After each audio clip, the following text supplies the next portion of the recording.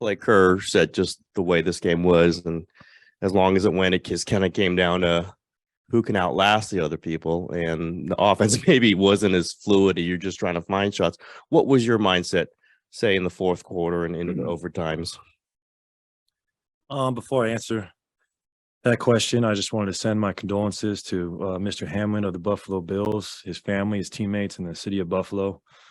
As athletes, sometimes the game can overshadow us as individuals or people. And just on behalf of the Warriors organization, we just wish him the best, keeping him in our prayers and hoping for the best possible outcome. And just a tremendous person, and it's bigger than sports. So, but to answer your question, it was a gritty win again. I mean, we've had what seems like a lot of these last week, and the offense was flowing in the first half. Got a little stagnant there in the second half, but we just made gritty play after gritty play. I mean, DiVincenzo, Dante was clutch once again. Loon, Draymond quarterbacking everything. Jordan taking over in certain situations. So it was just another all-around effort from the whole squad. I know 50 is a pretty huge mark for a score. Was there a moment you knew like 50 was on the table for you tonight? Even when you have a big first half, you never go into the locker room thinking like, gosh, I'm going to try and get 40. I'm trying to get 50. You kind of just try and let it happen naturally.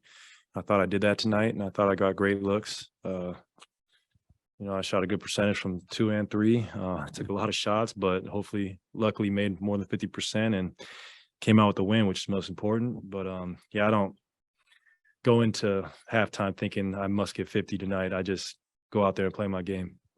What does it mean to you individually? I mean, this is your first 50 since you came back. Yeah, it's a huge accomplishment for myself.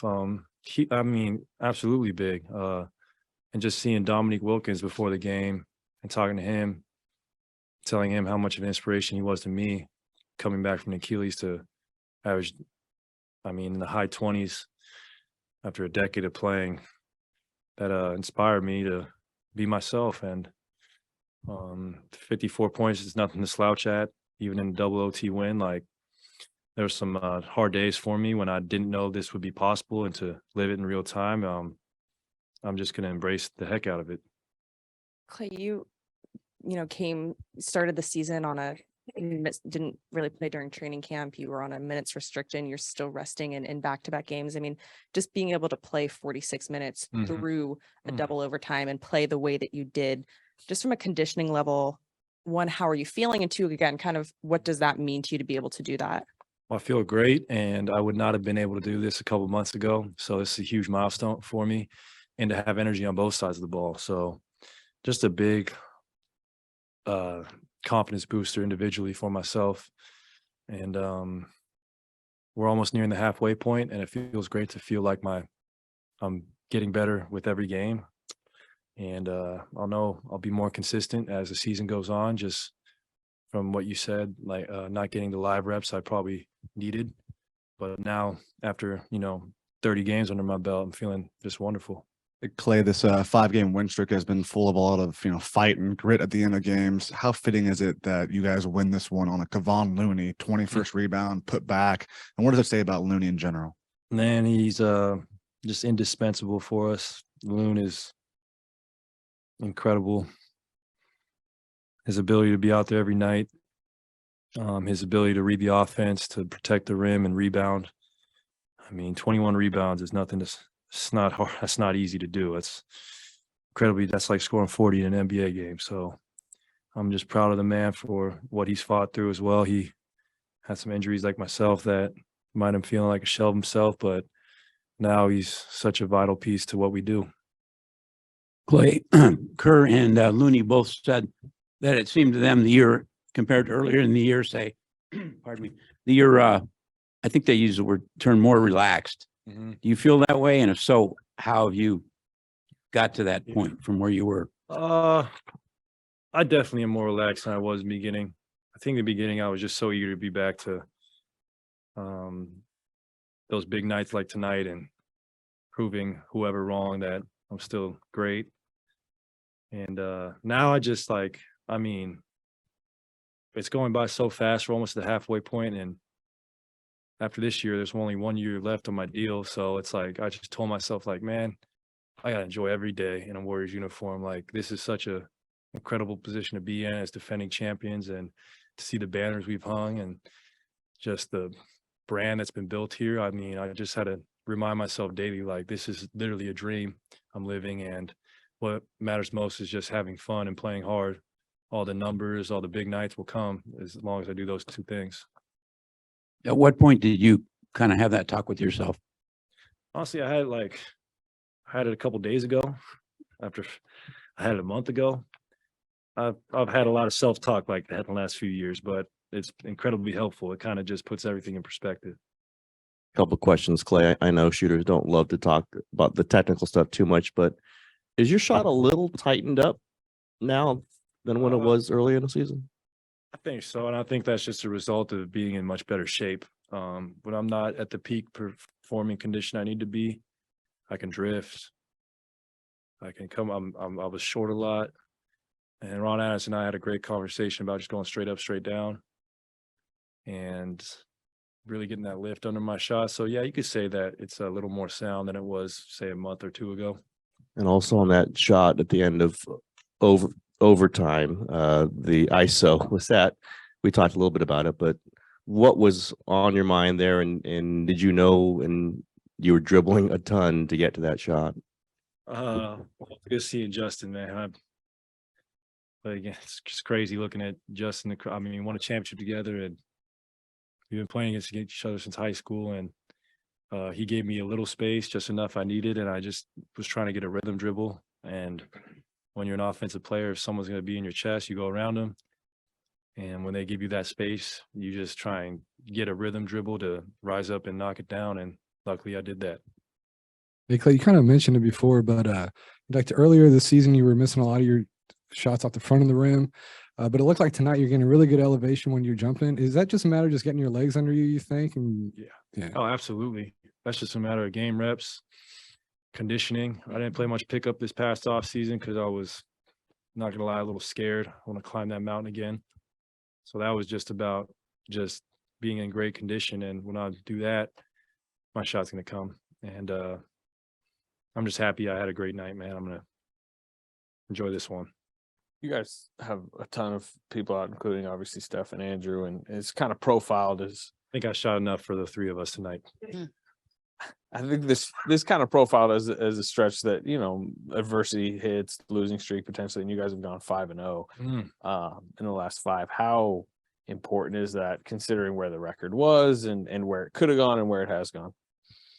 Strength in numbers, baby. And I think every single player adapts that mantra we live by, and we've had guys who are figuring out their roles and coming up huge during this stretch. I mean, Anthony Lamb, 17-7 off the bench tonight. Can't leave him open. Great cuts to the rim. So we're all just growing together, and it's the best when you do those things. And when we get to full strength, it's going to be scary.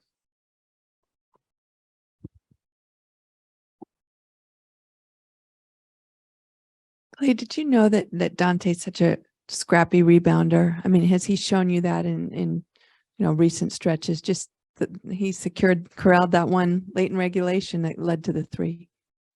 I think so. I mean, he's a Villanova guy, and those guys out in Philly play hard. They play tough, and Jay Wright does a great job with just preaching fundamentals and hard-nosed basketball ever since Kyle Lowry came out of there. So Dante follows that same mode or that mold, and it's a joy to be his teammate. Hey, Clay. You talked about not being yet in peak form, and also like earlier in the season, you wouldn't be able to do what you did tonight. So playing 46 minutes and only having one night off, what's going to be your approach to the next game, and how's your body feeling? I feel great. Recovery day tomorrow. We owe Detroit one. They beat us early in the season. We can keep this thing rolling. My approach Wednesday is do the same thing I did tonight. I mean, that'll be a tough encore, but just come out aggressive early, hunt great shots, hit the open man, be a leader, and play great defense. Do those things and have fun with it. Like, it's a joy to be here and just be a Warrior. You mentioned you only have another year left on your contract. Is that thinking about life after the Warriors, or is just, hey, this is what I know I have, and Yeah, that's it's it? just like the certainty of it.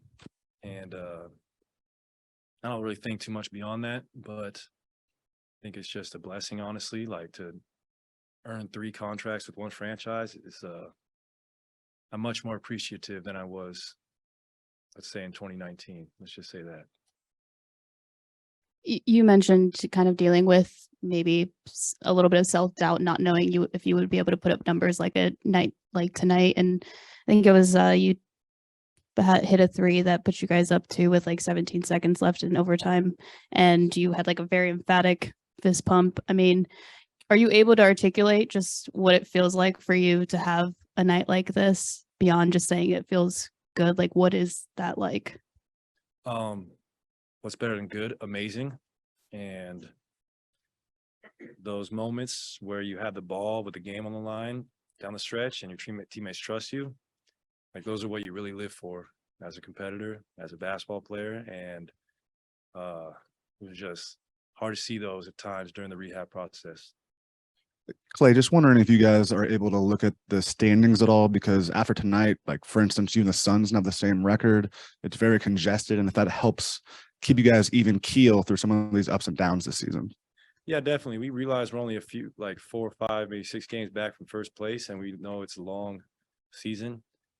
And it's about catching that fire at the right time. And we do look at the standings. It's pretty easy to go to ESPN or NBA.com. So we're lucky. I don't know how players did it pre-internet days, but we are very blessed to have that access. I really don't know how they did it. Newspaper? Mhm. There you go. San Bernardino? There you go. That's it? Heck yeah. Look at that. And a good airplane.